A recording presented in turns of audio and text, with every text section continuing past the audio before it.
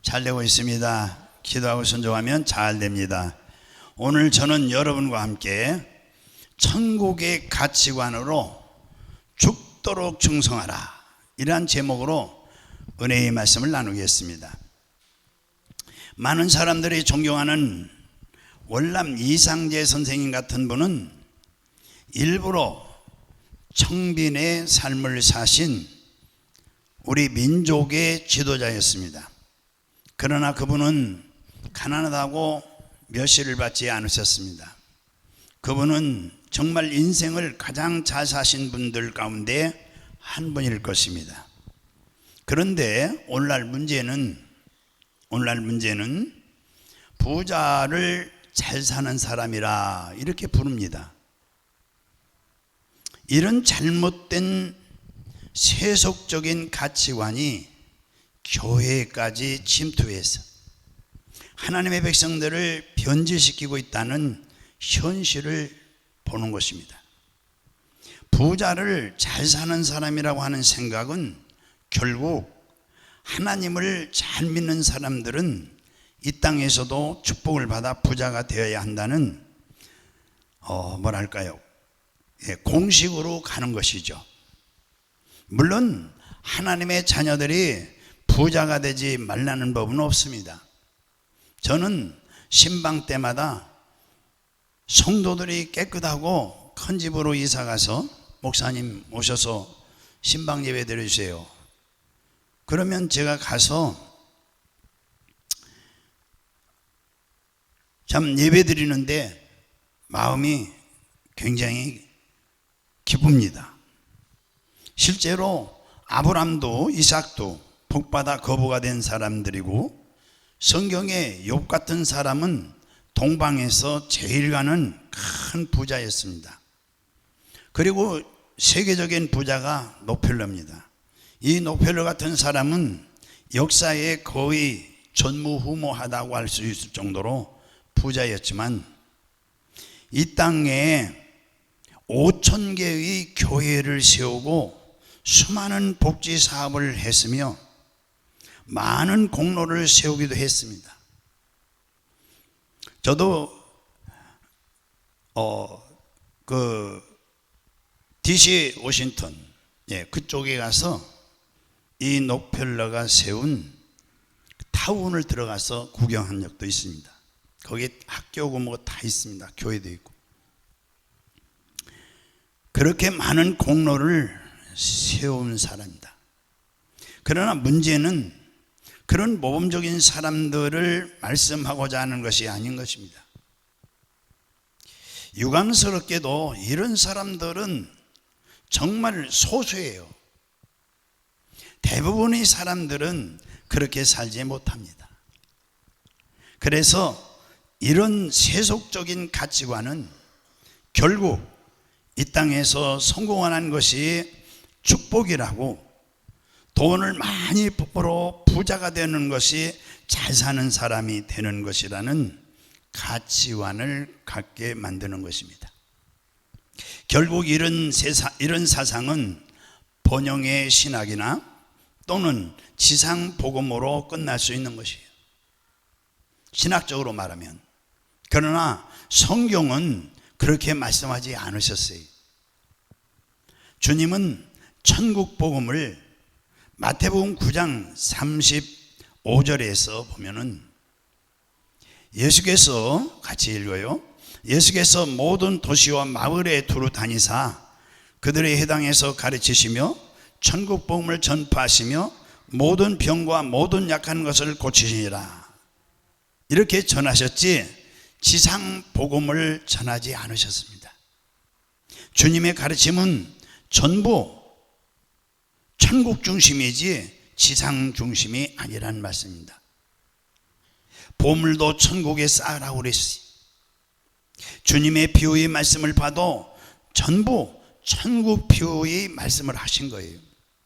천국은 이와 같으니 이렇게 말씀했어요. 여러분들이 마태복음 5장 1절 이하에 보면은 우리 목사님이 전번에 담임 목사님 설교하셨는데요, 그 유명한 산상 설교도 이렇게 시작합니다. 심령이 가난한 자는 천국이 저희 것이며, 이렇게 말씀을 시작했어요. 마태복음 4장 17절 같이 또 읽어요. 이때부터 예수께서 비로소 전파하여 가라사대 회개하라 천국이 가까워나이라 하시니라. 또 23절에 가서 4장 예수께서 온 갈릴리 두루 다니사 저희 회당에서 가르치시며 천국 복음을 전파하시며 백성 중에 모든 병과 모든 약한 것을 고치시니. 그러니까 주님은 지상에 계시면서 하나님 나라의 일을 말씀하신 거예요.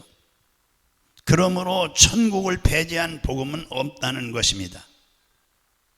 예수 믿고 구원받았다는 것도 결국은 영생을 얻는다는 그런 뜻이고, 천국에 들어갈 수 있게 되었다는 선포인 것입니다. 그러므로 이 땅에서의 삶에 너무 연연하지 말고, 그러니까 이 세상의 육신의 때에 이 세상 삶에 너무 연연하지 말고 천국 복음을 전하며 살자는 것이죠. 지상에서 누리는 재물과 건강과 출세와 같은 것이 행복의 조건은 아니라고 주님이 가르쳤어요. 그것이 행복의 조건이 아니다.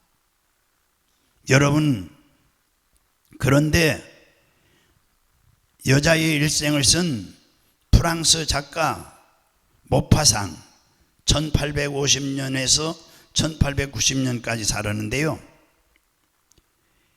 이 사람의 이름을 기억하실 분들이 계실지 모르겠어요. 그는 본래 신학교에 들어갔다가 그만 퇴학당한 청년이에요. 그는 신앙과 아주 결별하기로 하고 자신이 주인이 된 인생을 살겠다고 결심한 사람이에요. 그 후 문학의 뜻을 두고 정진하여 10년 만에 유명 작가가 되고 세계적인 작가가 됐어요. 돈을 얼마나 많이 모이게 됐는지 모릅니다. 이 모파상, 그는 지중해에 요트를 가지고 있었고, 그리고 노르망디에 대저택을 가지고 있었고, 파리에 호화 아파트를 갖고, 그리고 쉴 새 없이 애인을 바꾸며 살았어요. 비평가들은 그에게 찬사를 보냈어요. 군중들은 그를 흠모했어요. 그는 은행에는 쓸 수 있는 여유로운 돈이 항상 넉넉히 저장되어 있었지만, 그런데 불행하게도 그는 안질병과 불면증에 시달리기 시작했어요. 1892년 1월 1일 새해가 밝았지만 인생의 의미를 잃은 그는 종이칼로 자신의 목을 찔러 자살을 기도했어요.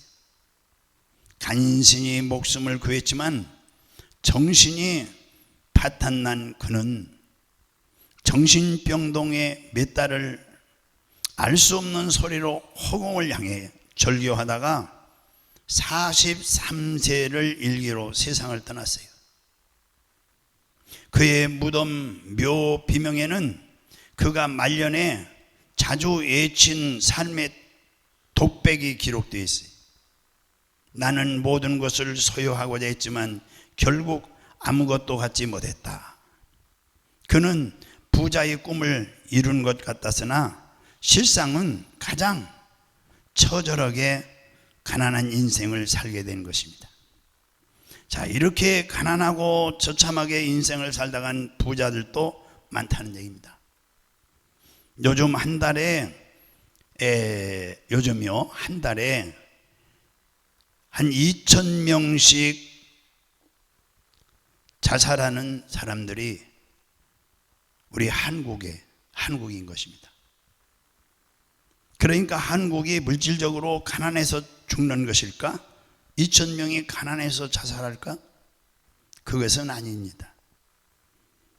성경이 말씀하시는 대로 진정한 생명과 부유는 물질에 있는 것이 아닌 것입니다. 오늘 본문에 보면은 예수님은 서머나교회 성도들을 향해서 이렇게 말씀하고 있어요. 너희들은 가난한 것 같지만 실상은 부유한 자들이다. 가난하지만 실상은 부유한 사람들. 이렇게 오늘 본문에 역설적인 인생을 산 사람들이 서머나 교회의 성도들이었고 서머나 교회였던 것이에요. 오늘은 서머나 교회를 통해서 주시는 말씀을 우리가 잠시 묵상하면서 은혜를 나누고자 하는 것입니다. 첫째, 이 서머나 교회에 말씀하신 주님의 모습을 먼저 보셔야 됩니다. 이 7교회 중에서 서머나 교회만이 책망이 없어요. 6교회는 다 책망이 있습니다. 여기에는 칭찬만 있어요. 자, 그래서 서머나 교회를 한번 살펴보면은 서머나 교회를 향해서 말씀하시는 주님의 모습은 8절에 가서 있습니다. 우리 8절에 가서 한번 볼까요? 예, 우리 시작.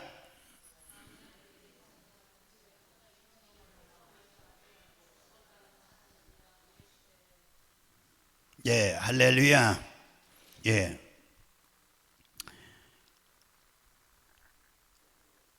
서머나 교회의 사자의 편지하라. 처음이요 뭐죠? 마지막이요. 죽었다가 살아나신 이가 이르시되. 예.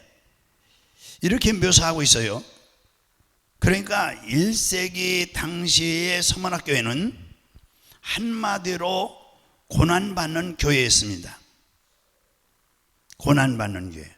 이 고난받는 교회의 성도들에게 죽었다가 다시 사신 주님의 모습보다 더 위로되고 더 용기를 주는, 그러니까 이미지가 어디 있겠느냐, 그런 뜻이에요.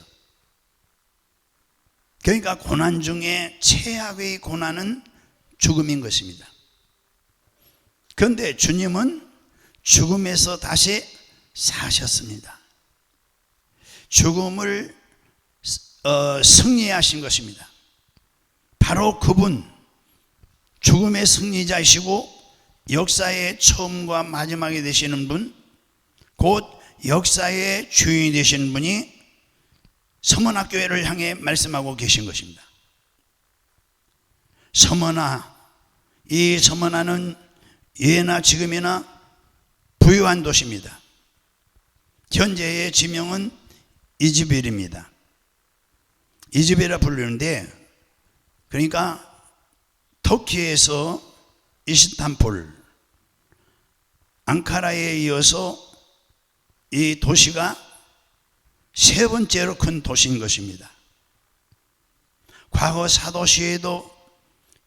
사도시대에도 에베소에 맞먹는 큰 도시여서 이 서머나 지역에 이 아시아의 보석이라고 불리웠던 도시인 것입니다.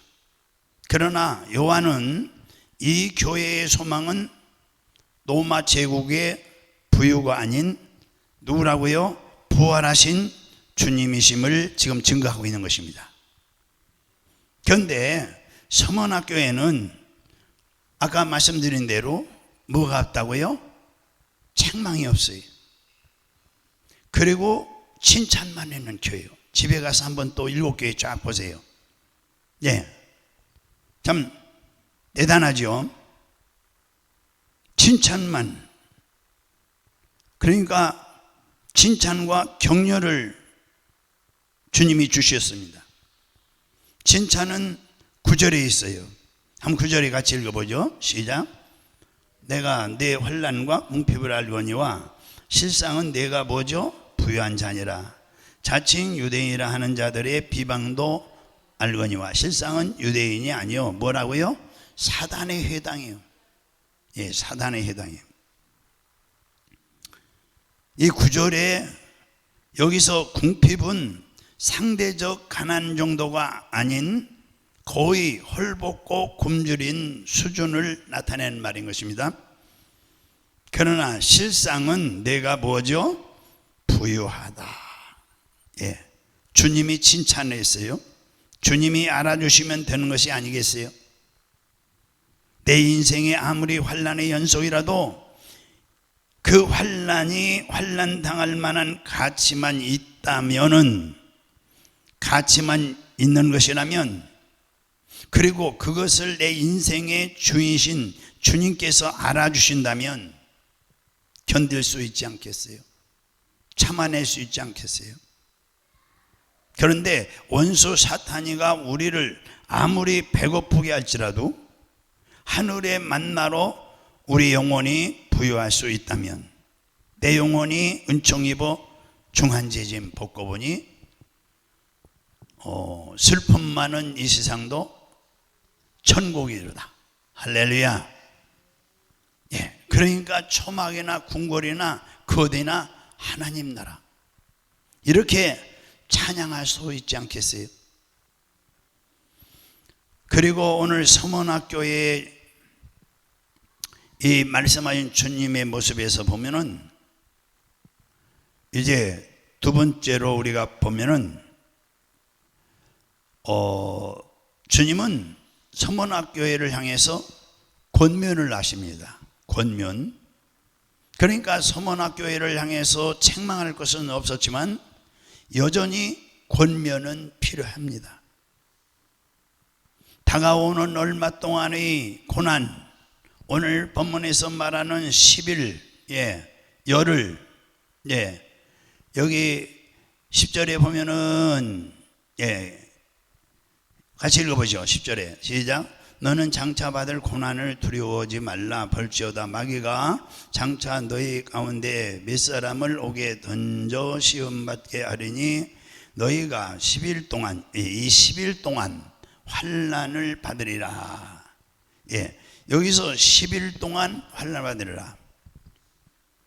환난을 받으라. 그러면서 권면의 말씀이 뭐죠? 환난을 받으리라 하면서 권면의 말씀이 내가 죽도록 충성하라. 이 죽도록 충성하라, 이게 권면의 말씀이에요. 권면의 말씀. 죽도록 뭐하라? 충성하리라. 죽도록 충성하라는 말은 최선을 다해 충성하라는 뜻이에요. 환난과 시험이 와도 우리가 최선을 다했다는 표현을 보통 사투리 말인가 모르겠어요. 사력을 다한다, 이렇게 표현도 해요. 즉 죽을 힘을 다했다. 죽을 힘을 다했다. 만약 어떤 일꾼에게 무슨 일을 시켰든지 줄뚱살뚱하면서 일을 한다면, 그러면 주인의 입장에서는 너무나 감동이 되어서 많은 것을 주고 싶을 것입니다. 성경에 들어가서 보면은 그런 인물들이 있어요. 줄뚱살뚱 일한 하나님의 일꾼들이 있어요. 하나님께 인정받는 사람들이 있어요. 그런 인물들 중에 죽도록 충성한 인물들이 적지 않습니다. 많이 있어요. 첫째, 모세를 생각해 볼 수가 있어요. 모세는 하나님의 집에 충성된 사환이라고 하나님의 성경에 기록해서 칭찬했어요. 그러니까 애굽에서 남자만 한 200만 명의 오늘 국민이죠. 하나님 백성들을 데리고 나올 때에 이 하나님 백성들이 아주 오합지졸이죠. 이 오합지졸인 군중을 이끌고 모세가 40년 동안 광야를 지날 때에 얼마나 이들이 불만을 토해내는지 몰라요. 그저 눈만 뜨면 불평불만이에요. 그리고 돌을 들어서 모세를 죽이려고 그러고요. 그래서 목마르면은 모세 또 원망. 날씨가 더워서 뜨거우면 모세 원망. 저녁이면 또 추우면은 모세 원망. 먹을 것이 없으면 모세 원망. 고기 먹고 싶다고 모세 원망. 너무나 마음이 상해서 속이 다 썩었을 것입니다. 우리 같으면 아마 포기했을 것 같아요. 야, 그러면은 니들 돌아가든지 뭐 맘대로 해라 그럴 것 같아요. 어느 때는 돌에 맞아 죽을 위기도 만나고 십계명을 받으러 올라가서 40일 동안 죽음 같은 금식 기도를 하고, 그런데 또 내려다 보니까 또 우상을 만들고 이 우상을 섬기고 있고, 모세는 그래도 끝까지 하나님의 집에 충성된 사환이라고 기록했어요. 또 요셉을 보십시오. 이 요셉 하면은 제일 먼저 떠오르는 것이 뭐죠? 요셉은 충성된 사람입니다. 형들을 위해 멀리 도단까지 음식을 가지고 간 것은, 그런 일을 보면은 아버지의 심부름을 도맡아 하는 것이 요셉이죠. 노예로 팔려갔어요. 시위대장 보디발 집에 이제 종으로 팔려갔어요. 그 집에 가서 얼마나 충성했던지 보디발이 가정 총무를 맡겼어요. 주인은 그에게 모든 걸 맡겼다는 얘기죠. 보통 사람이라면 내가 이 원수의 나라의 노예로 와 죽을 힘을 다해서 내가 뭐 충성할 게 뭐가 있어? 이럴 텐데, 충성을 다하는 모습은 너무나 감동적이에요. 또한 억울하게 감옥에 갔을 때에도 얼마든지 하나님에게 따져볼 일이에요. 항의할 수도 있어요. 모든 것을 포기할 수도 있는데, 그럼에도 요셉은 한 번도 원망하지 않았어요. 불평하지 않았어요. 감옥에서도 조금도 개의치 않았어요. 얼마나 열심히 충성했는지 감옥 그 장이 그에게 모든 사물을 맡길 정도였어요. 또 성경에 보면은 하나님께 충성한 사람이 있어요. 다윗. 다윗은 하나님 마음에 합한 자라는 하나님으로부터 칭찬을 받은 자예요. 그는 어릴 때부터 얼마나 충성했는지 자기에게 주어진 일에 대해서 무슨 일이든지 가리지 않고 충성했어요. 다윗은요, 언제나 아버지 양떼를 지키는 일을 충성했어요. 어느 때는 그 양을 지키기 위해서 목숨을 걸고 싸우기도 했고, 이제 사울왕이 하나님이 보시기에 너무나 악함으로 사울왕을 패하고 새왕 될 자에게 기름을 붓기 위해 사무엘 선자를 이제 다윗 가정에 보냅니다. 하나님이. 그래서 사무엘 선자를 통해서 다윗의 가정을 방문했을 때에 다른 네 형들이 있어요. 그 형들이 다 집안에 있었어요. 그러나 다윗은 없었어요. 다윗은 제일 막내예요. 그럼에도 불구하고 아버지의 목장을 지키고 있었어요. 그래서 충성한 사람이었어요. 이제 사무엘 선자가 그 이새의 아들들을 다 지나간 다음에 더 없느냐고 그랬어요. 그러니까 막내, 이놈은 왕이 될 사람이 아니다. 보잘것없어요. 키도 작고 덩치도 작고. 그런데 뭐 한 가지 잘한다고요? 형들은 다 집에 와서 어슬렁어슬렁 오는데, 그런데 이 막내가 양을 지키고 있잖아요. 저 들에서 양을 지킨다 그랬어요. 얼마나 충성돼요. 데려오라고 기름을 부었어요. 하나님은 놀고 있는 다른 형제를 선택하지 않으시고 묵묵히 충성하고 있는 다윗을 택했다는 걸 볼 수가 있어요. 이 충성의 세 가지 상황을 또 우리가 알아야 돼요. 누구나 12해는 열심을 내지만은, 한두 해는 뭐 1년, 2년은 열심을 내지만 오랜 세월 한결같이 충성하는 것은 쉽지가 않아요. 제가 40년 넘겨 목회했어요. 참 많은 세월이죠. 여기 와서도 30년. 오늘 아침에도 우리 김옥자 권사님 뒤에 가시는데 말씀을 했잖아요. 예, 여기에 노인들이 많다고. 난 처음 들었어요. 경기도라든가 우리나라든가 어서 하여튼 제일 많은 데가 수지래요. 수지.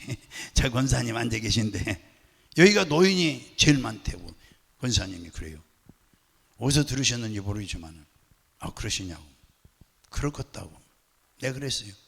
우리 교회에 그 젊으신 분들이 오셨는데 지금 80이 되신 분이 윤혜진 권사님, 그 윤혜진 권사님하고 같이 또 다니는 분이 권주현 권사님, 90 금년에 하나예요.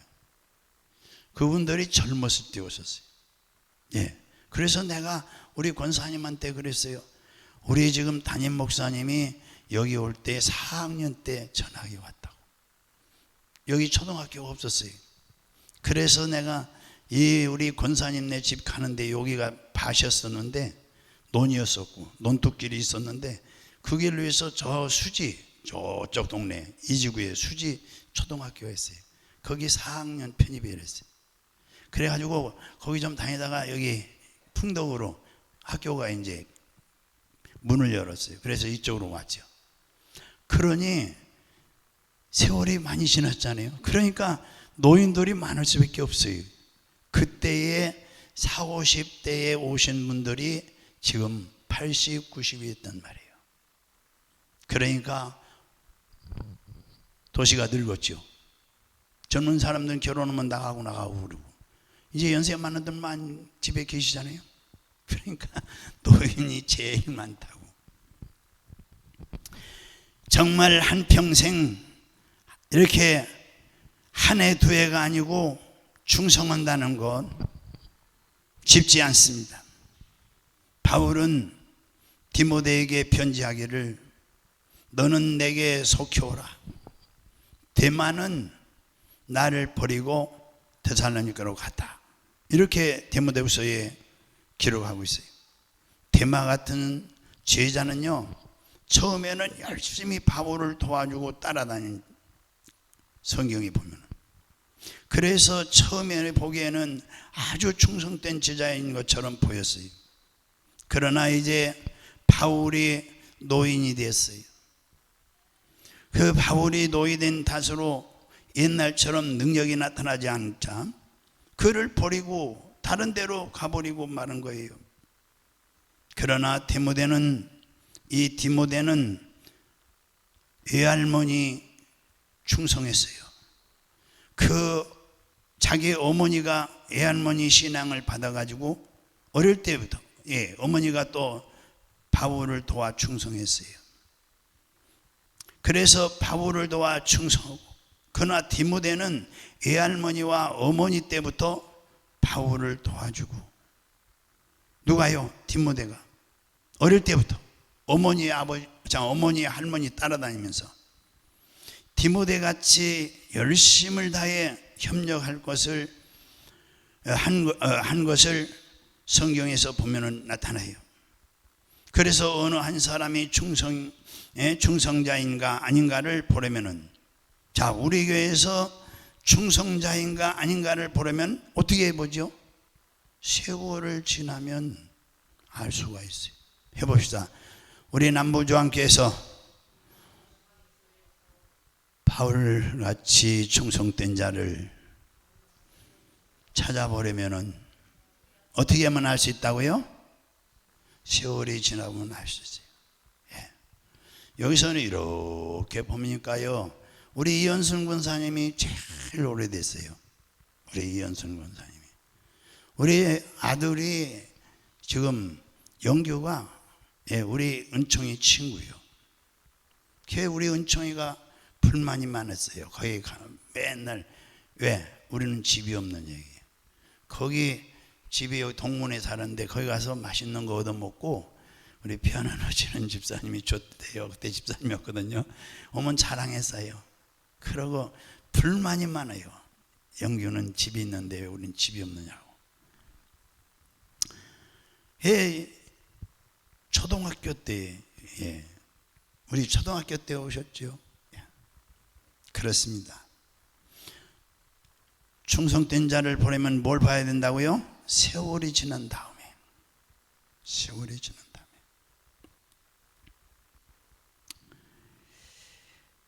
다음에. 어느 사람이 충성자인가 아닌가를 알려면 세월이 지나봐야 한다. 교회에서 일하는 것을 보아도 몇 달, 몇 해 동안은 열심히 충성하기 쉬워요. 누구나 할 수 있어요. 그러나 20년, 30년, 40년 꾸준히 주님을 위해서 충성하는 것은 너무너무 쉽지 않아요. 또한 교회나 교육자가 목사님이 어려운 일 당할 때, 교회나 교육자, 목사님이 어려움을 당할 때 보면은 충성된 자가 누구인지 알 수 있어요. 교회나 교육자, 목사님이 한참 힘이 들고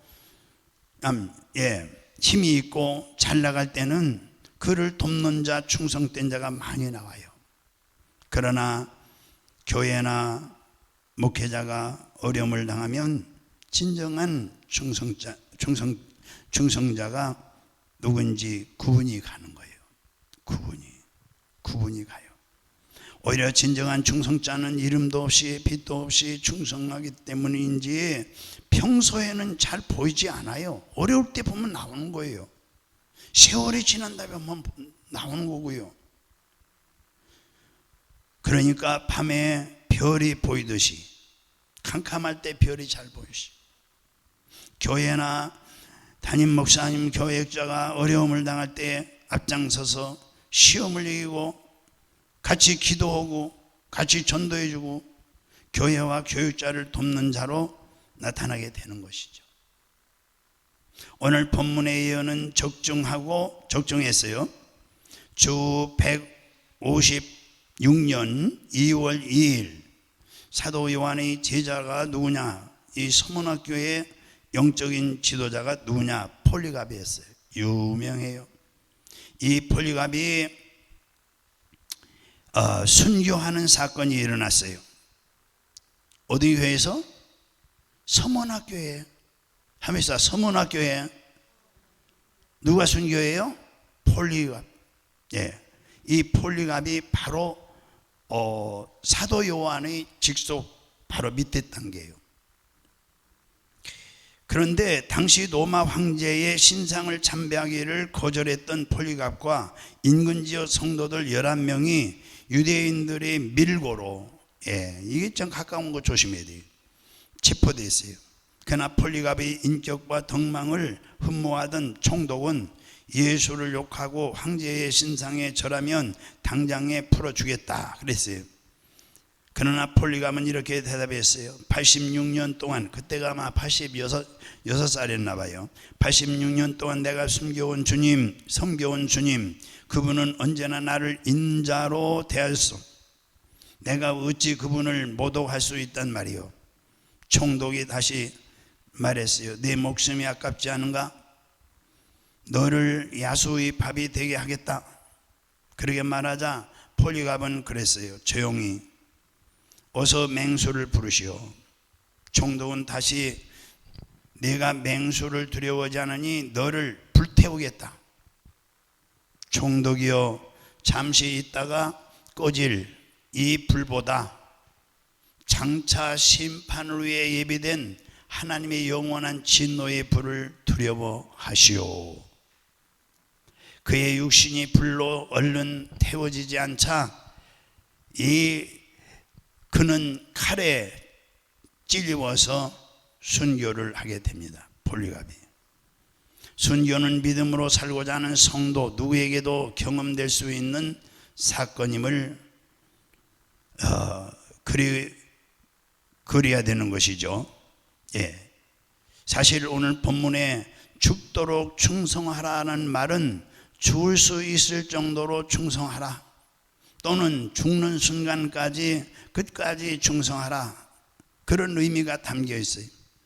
우리가 예수 믿는다고 다 순교할 필요는 없지만은 순교적 신앙으로 하루하루 사는 것은 매우 중요한 일이다.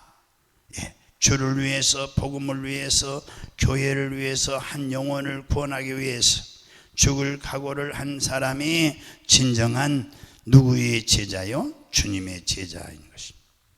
자, 다음 세 번째, 이 서문학교에서 배워야 할 교회의 비전은 뭔가?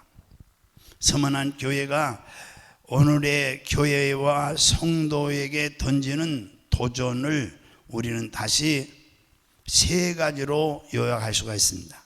첫째, 신앙 고백이 확실해야 됩니다. 폴리갑 감독처럼 어떤 경우에도 포기될 수 없는 신앙 고백을 가지고 살아야 되는 것입니다. 오늘 저는 여러분이 만일 내가 그리스도인임을 밝힌다면 사업상으로 불이익을 당하고 직장의 승진에서 배제되고 나의 미래가 불투명해진다 해도 그리스도가 나의 구주요 주님이심을 선언하며 살아갈 용의가 있느냐 하는 거예요. 자, 이런 그리스도인이 많은 교회야말로 영적으로 부유한 건강한 교회라 할 만한 것입니다. 우리 교회에 아무리 많은 숫자의 성도들이 출입해도 예수가 나의 주님이라는 고백이 분명한 신앙 고백이 없고 그 주님을 위해서 손해볼 각오도 희생할 의지도 없는 성도들만으로 채워주고 있다면 그것은 건강한 교회가 아닌 매우 불건강한 공동체가 많은 거예요. 충성된 성도, 충성된 제자들이 많은 교회가 주님이 기대하는 교회인 것입니다. 다음 두 번째, 서문학교에 배워할 교회 비전. 하나님의 백성은 그리스도인의 자존심을 갖고 살아야 돼요. 1세기 서문학교회가 특히 그 도시에서 유대인들에게 고난을 당한 이유가 그리스도인들이 스스로를 하나님의 선택한 백성이라고 고백한 까닭이에요. 유대인들의 입장에서는 그들이 이 땅에서 유일한 선민이라고 믿고 있었는데 소위 그리스도인들이라고 나타나가지고 자기들이 진정한 선민이요 영적인 이스라엘로 선언했을 때 도저히 이 유대인들은 그대로 두어서는 안 되겠다고 판단한 거예요. 그래서 유대인들이 그리스도인들을 박해하기 시작한 거예요. 다시 말하면 사단 노릇을 한 것이죠. 마귀 역사를 한 거죠. 그것이 주님께서 본문 9절에 이제 말씀이에요. 9절에 언급하고 있어요. 자, 9절 한번 읽어보실까요? 다 같이 시작. 내가 내 환난과 궁핍을 알거니와 실상 내가 부유한 자라. 자칭 뭐죠? 유대인이라는 자들이 비방도 알거니와 실상은 유대인이 아니요 뭐죠? 사탄의 해라고 그랬잖아요. 예. 그럼에도 불구하고 아무도 초대교인들의 선민의식 꺾을 수가 없었던 거예요. 우리가 진정 하늘과 땅을 지으시고 다스리는 하나님의 자녀요 백성이라면 무엇을 두려워하겠습니까? 누구를 무서워하겠습니까? 천문학적인 물질을 가지고도 아직도 탐욕에 목말라 하고 있다면 그는 여전히 가난한 사람이요 아무리 세상이 그를 가난하게 보아도 그에게 부족함이 없다면 그는 부유한 사람이 아니겠어요? 이것이 바로 하나님의 백성의 뭐죠? 자존심입니다. 자존심. 예. 서문학교에서 배워야 할 교회 비전 세 번째, 죽음 건너편을 바라보는 신앙이 있었어요. 이 사람들. 예. 오늘 본문에서 말씀을 받은 후 1세기 서문학교에는 문자 그대로 고난을 잘 견디고 승리했어요. 폴리갑 감독의 순교를 치른 후에도 교회는 고난을 잘 견디고 계속 복음 전파의 사명을 감당했어요. 저는 그 이유가 이 교회의 약속된 소망을 바라볼 수 있었기 때문이라고 믿는 것입니다. 자, 무슨 약속이 있었습니까? 자, 여기 중요해요. 10절에 우리 교회도 이런 자존심을 차려야 돼요. 이런 죽음 너머에 있는 이런 비전을 가져야 돼요. 자, 우리 10절에 시작. 장차 받을 고난을 두려워하지 말라. 볼지어다 마귀가 장차 너희 가운데 몇 사람을 옥에 던져 시험을 받게 하리니 너희가 뭐죠? 10일 동안 환난을 받으리니 내가 죽도록 중사. 그러면 내가 뭐죠? 생명의 관, 이 면류관입니다. 생명의 관을 너희에게 주리라. 예. 자, 여기서 생명의 면류관, 죽도록 충성하면 생명의 면류관, 예, 생명의 면류관을 주리라. 이 언약을 기억한 거예요. 11절에 이기는 자에게는 둘째 사망의 해를 받지 아니하라. 그 다음에 11절에 시작. 기은 자는 교회들에게 하시는 말씀을 들을지어다. 이기는 자는 뭐죠? 둘째 사망의 해를 받지 아니하라. 자, 이 언약을 기억했던 것입니다. 요한계시록은 우리가 정말 두려워할 것은 우리가 흔히 말하는 죽음, 첫째 죽음이 아닙니다. 이 영과 육이 분리가 아닙니다. 죽은 다음에 오는 죽음, 둘째 사망, 곧 하나님의 심판이라고 가르칩니다. 계시록 2장 11절, 예, 우리가 읽었잖아요. 예. 여기서 회개하고 예수 믿고 신실하게 산 사람들에게는 심판이 없습니다. 예, 둘째 사망의 해를 받지 아니하리라. 11절에 할렐루야. 영원한 천국에서 하나님의 상급을 누릴 것이라고 약속했어요. 현실의 고난을 이기는 최선의 준비는 천국신앙, 다시 천국신앙, 천국에 대한 가치관. 할렐루야. 한국의 지식인 그리스도인들 가운데는 천국신앙을 타계신앙으로 비하하는 경향이 있어요. 저는 오늘의 그리스도인들이 현실에 쉽게 타협하고, 예, 세상과 타협하는 거죠.